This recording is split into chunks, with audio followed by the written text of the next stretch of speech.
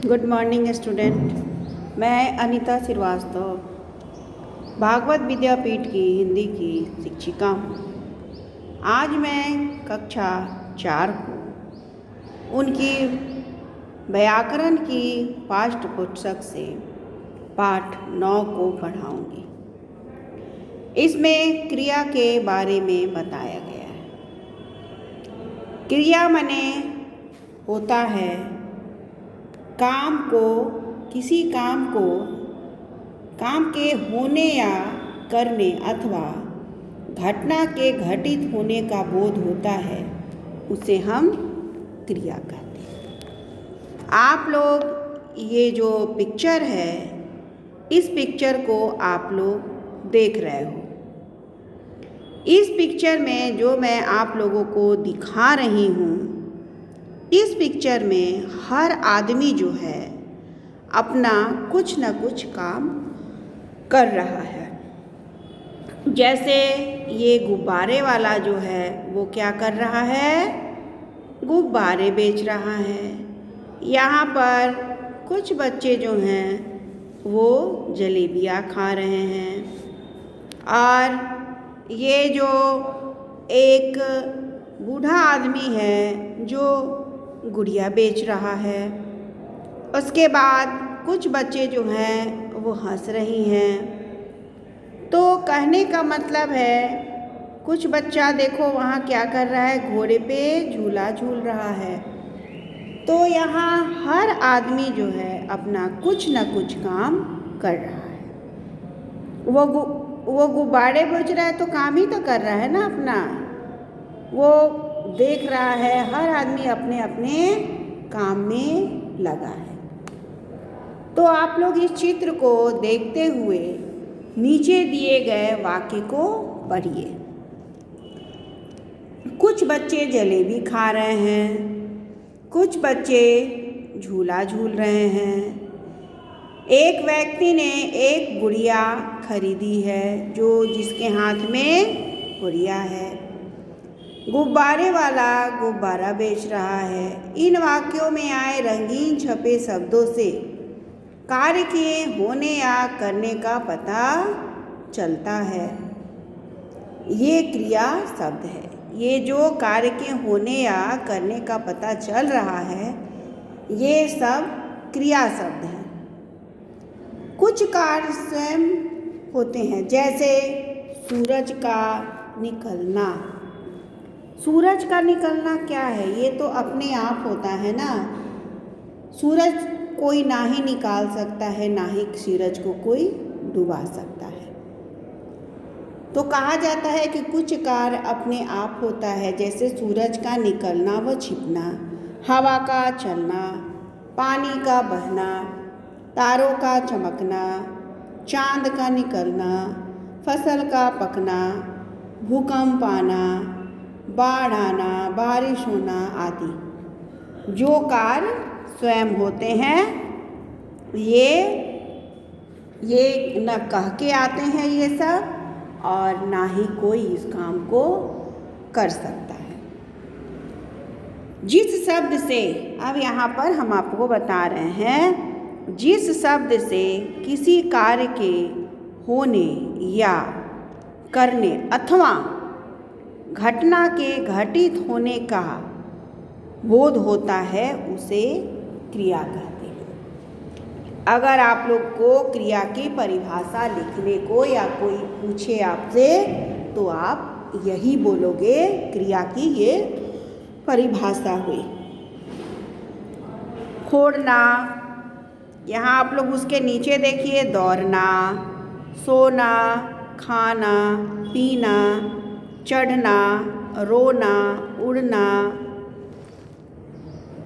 डूबना, सुनना, सुनाना आदि सब क्रिया है। ये जितना जो है आपको लग रहा हो कि ये क्रिया नहीं है, तो ये जो है ये सब क्रिया है। विशेष वाक्य में क्रिया का होना आवश्यक होता है। क्रिया के बिना वाक्य जो है वो अपूर्ण होता है, मतलब कि वो पूर्ण नहीं होता है। कई बार वाक्य में कार्य का करना होना नहीं पाया जाता।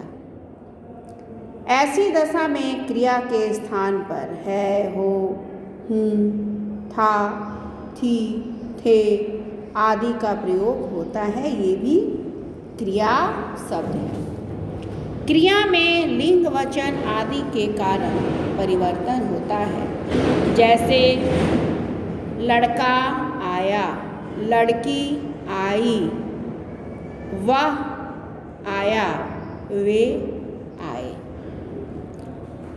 लिंग के कारण क्रिया में परिवर्तन यहाँ हुआ है। उसके नीचे है वचन के कारण क्रिया में परिवर्तन हुआ है। अब हम नेक्स्ट पेज 42 में आइए, 44 में आप लोग आइए, उसमें देखते हैं। पेज पलटिए आप लोग। क्रिया का कार्य, जिसके द्वारा क्रिया की जाती है उसे कर्ता कहते हैं। जैसे घोड़ा तेज दौड़ा, राधा ने पत्र लिखा। तो घोड़ा तेज दौड़ा में कर्ता कौन है, मतलब कि काम करने वाला कौन है, तो काम करने वाला में हो जाएगा घोड़ा, कर्ता हम घोड़ा मानेंगे। और क्रिया जो है, जो काम हो रहा है वो हो जाएगा दौड़ा। राधा ने पत्र लिखा में कर्ता हो जाएगी राधा और क्रिया हो जाएगा लिखा। किसान ने बीज बोए, उसमें कर्ता हो जाएगा किसान और क्रिया बोए। क्रिया का कर्म, जिस पर क्रिया का प्रभाव पड़ता है उसे कर्म कहते हैं। जैसे विशाल ने पत्र पढ़ा, तो कर्ता हो जाएगा विशाल, क्रिया हो जाएगा पढ़ना और कर्म हो जाएगा पत्र। अब्दुल ने वाजिद को पीटा, तो कर्ता हो जाएगा अब्दुल, क्रिया हो जाएगा पीटना और कर्म है वाजिद। उसके नीचे फिर आएंगे, सभी क्रियाओं के कर्म नहीं होते। कुछ क्रियाएं ऐसी होती हैं जिनके कर्म नहीं होता और कार्य का प्रभाव सीधा कर्ता पर पड़ता है। जैसे धूप निकल रही है, तो कर्ता हो गया धूप और क्रिया हो गया निकल रही है। नेहा सो रही है, तो नेहा क्या हो गया कर्ता और सो रही है क्रिया। मदन चला गया, कर्ता हो गया मदन और क्रिया हो गया चला गया। कर्म के आधार पर क्रिया के भेद, कर्म के आधार पर क्रिया के दो भेद होते हैं, सकर्मक क्रिया और अकर्मक क्रिया।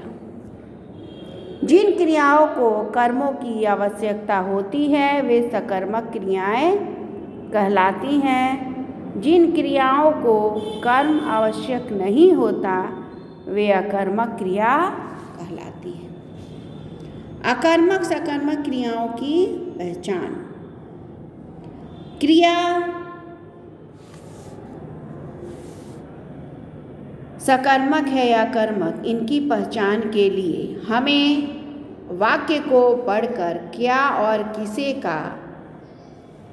किसे का प्रश्न करना चाहिए।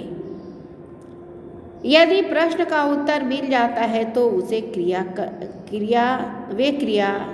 सकर्मक वरना अकर्मक। जैसे वाक्य 1, अध्यापिका कक्षा में हिंदी पढ़ा रही हैं। प्रश्न हो गया अध्यापिका क्या पढ़ा रही हैं, हिंदी, तो ये हो जाएगा सकर्मक क्रिया। पिताजी बुला रहे हैं, पिताजी किसे बुला रहे हैं, कोई उत्तर नहीं है, तो ये हो जाएगा अकर्मक क्रिया। प्रश्न पिताजी क्या बुला रहे हैं, कोई उत्तर नहीं है, ये भी अकर्मक क्रिया है। उसके नीचे आ जाएगा कविता लिख रही है, कविता क्या लिख रही है, कोई उत्तर नहीं है, तो इसका हो जाएगा अकर्मक क्रिया। इस तरह से हम लोगों ने क्रिया पढ़ा। उसके बाद हमने ये सीखा, जित शब्द से किसी कार्य के करने या होने या अथवा घटना के घटने का बोध होता है उसे क्रिया कहते हैं। कर्म के आधार पर क्रिया के दो बोध होते हैं, अकर्मक क्रिया और सकर्मक क्रिया। जिस क्रिया को कर्म की आवश्यकता होती है वे सकर्मक क्रिया कहते हैं। जिस क्रिया को कर्म की आवश्यकता नहीं होती उसे अकर्मक क्रिया कहते हैं। आप तो बच्चों आप लोग समझ ही गए होंगे। ठीक है, बाय। अगला चैप्टर नेक्स्ट क्लास में